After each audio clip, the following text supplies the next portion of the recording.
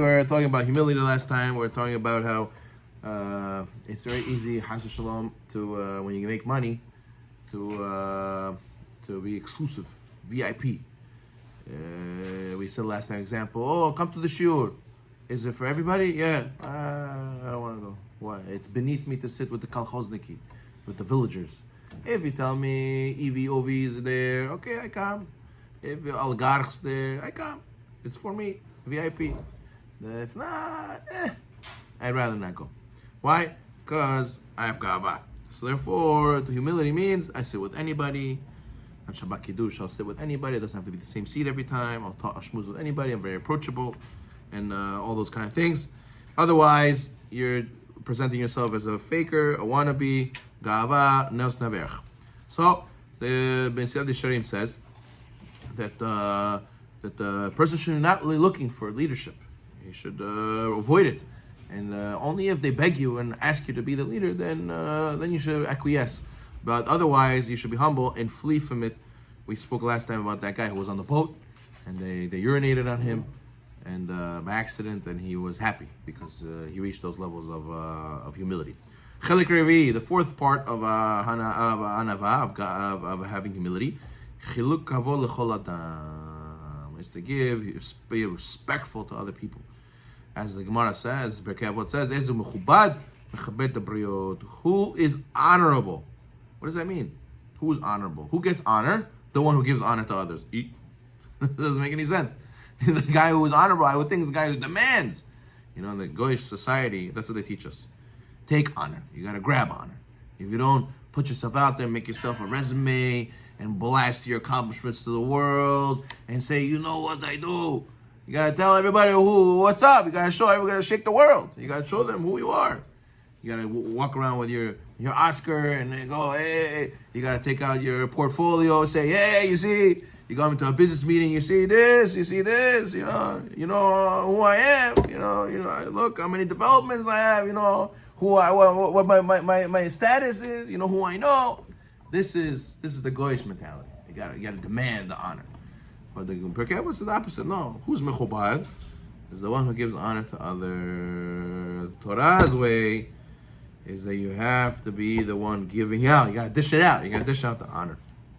Okay. So it says the B'Siyad Yesharim, b'shalom b'kol adam. You gotta be the first one to say hello to others. Right? It's a gava thing to say, no. Let him call me first. Let him say hello first.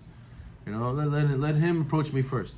No, the person who has humility, he's the first one to say hello. How are you? How's everything going? And why?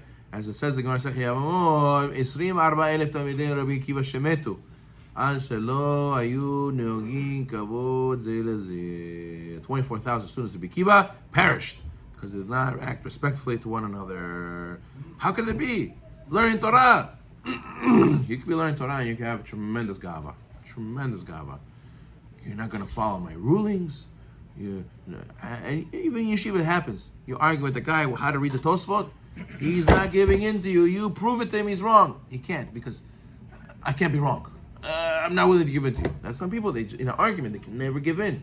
So what? It's very difficult to deal with these people. But even they're learning Torah. Look at Rabbi Akiva's students. They didn't give honor to another. I saw one commentary. It says, they used to say, oh, this guy, his shiur is not good. Why are you wasting time in shiur? What does he know already? Oh, his books, his psakim, he doesn't know. He didn't go to. He went to yeshiva for 2 years, 3 years. What does he know? Don't go to him. Speak Lashon about shit like that, and say, oh, he's no good. He's a fanatic. He's a this. Oh, he's too lenient. He's too that. So they went and they disrespected one another.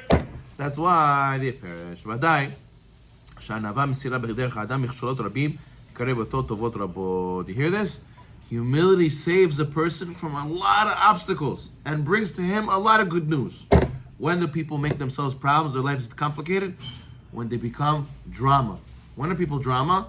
When they have gava. If they're humble, okay, whatever happens, yeah, let me continue. It goes over the head and they go with life. But when those things become da-da-da-da-da, when gava, when people say he has this, so therefore, it says, B'Siyad Yesharim, ki anav yachush me'al adrei olam v'lo yikaneh b'havalav.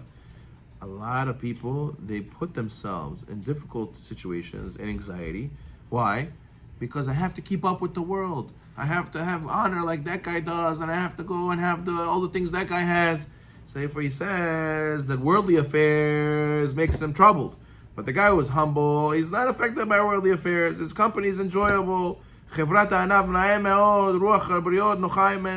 to sit next to him. People always say he's a good person. People like to speak to him. He doesn't get angry. Doesn't come to fight. He says it's very easy to sit with this person, enjoy this person's company. He's easygoing. He's humble. He doesn't look for. He doesn't start saying, "Imagine a guy who's gava. We had a good time. Why are you upset?" He didn't say hello to me first. I had to say hello to him.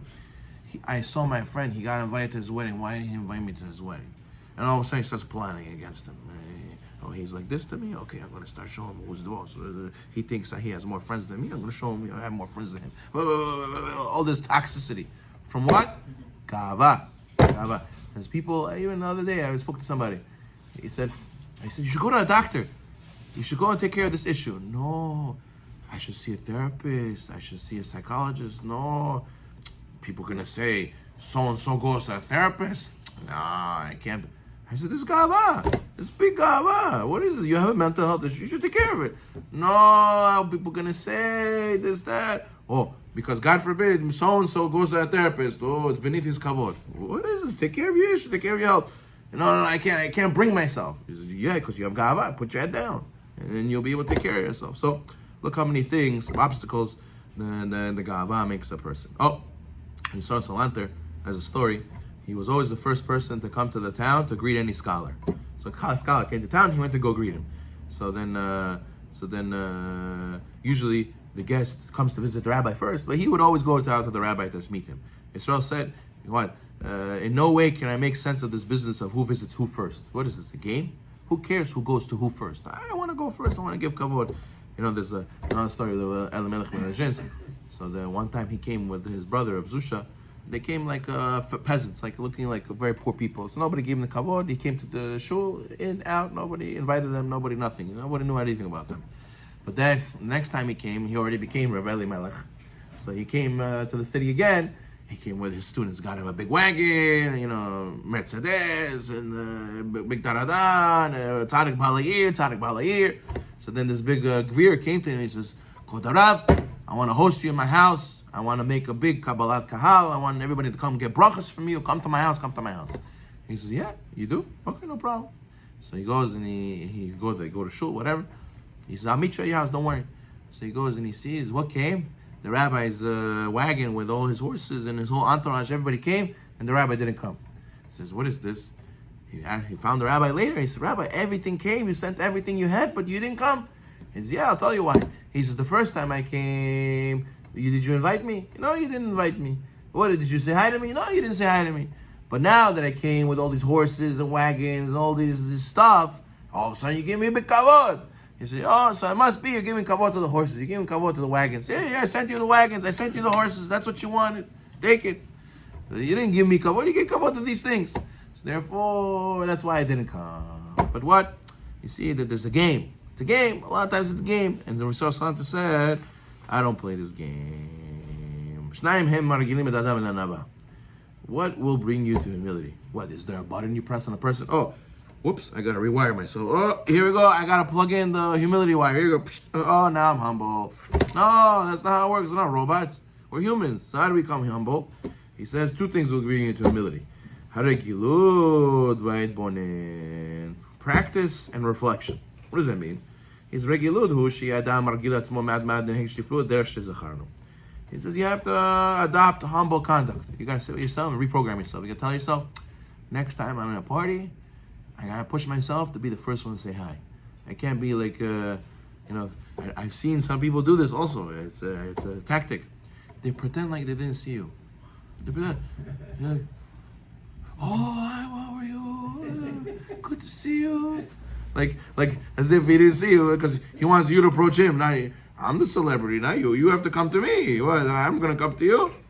No, it's a serious joke, but it's funny. But it's a game people play. Is you have to teach yourself. You tell yourself, I'm not gonna do these games. I'm not gonna do this. I have to really practice what I preach and act like I'm humble. and actually lead me to being humble. He says, he says, one time you should come to a party. Where should you sit? There's some people come to a party.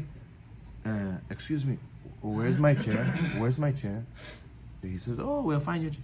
Oh, you didn't set aside a chair for me from the beginning? What does that mean? What, I'm going to sit in the end of the hall and make a right? No, you have to put me in the front and center with everybody. So what do? Next time you come to a party, you can tell yourself, I have to be humble. You know what? I'm going to sit over there with nobody. Well, I don't know who they are. I'm going to sit with anybody. Why? Be humble. Not the, right? And then what? And I said to you last time that a lot of times people want to grow and their spouse only wants to hang out with certain people, and it blocks them from going to hang out with his friends because, oh, no, I don't hang out with those people. I only hang out with my small group of people. So therefore, the other spouse cannot go and bond with the community and be part of the community. And there's also part of this. This is gava. So he says, you have to teach yourself to wear modest clothing. Sometimes you could buy a jacket, a jumpsuit that has Gucci all over it. It says, Fendi all over it. It blasts to the world that you're rich. Or you could get a jumpsuit that says Fendi over here, but doesn't say Fendi over there. It's Hanoah, right? And he says, you could wear honorable clothing, but it doesn't have to be out in people's face. Once you accustom yourself to doing this, slowly, the anava, the humility will come into you. Our natural ability is we want to be, seeking recognition and honor. And only through slowly practicing these, you fake till you make it, eventually it will become true. As there's a story, right? The Anava Vilna, right? Some people, they pretend, and they even, there's a gava to pretend to be humility, to pretend to be humble, right? It's also a gava, right? The Anava Vilna, so he said, he was the humble guy of Vilna. So he was in the mikvah, and there was last towel, and there's two guys, and one of them, the Anava Vilna. So he goes, and the other guy takes the towel. He comes out, the other guy comes out, the Anava Vilna comes out, there's no towel, he's all wet. So he berates the other guy. You know who I am? I'm the Anava Vilna. What are you doing taking my last towel? Right? So you see how a person can become delusional when it comes to these things. And a person, when we say fake it till you make it, it means that slowly, every time you practice humility and act like you're humble, it will go inside a little bit more till you actually become humble. Baruch